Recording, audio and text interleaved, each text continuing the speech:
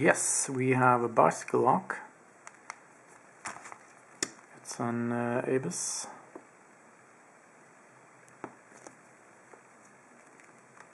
And these are very common in Sweden to lock up your bicycle.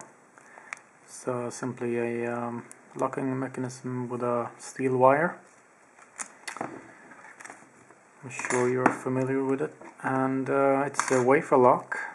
So inside this little door we have a wafers on inside of it.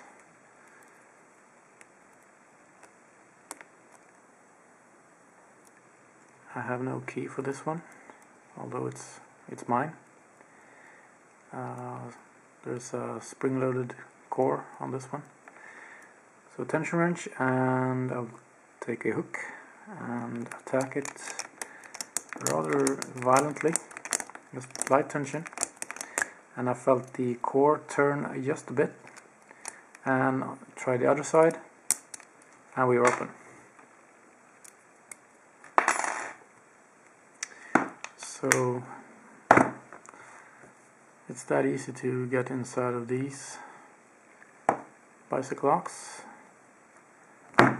Anyway, thank you for watching. See you later, and don't you go steal bicycles. No stealing!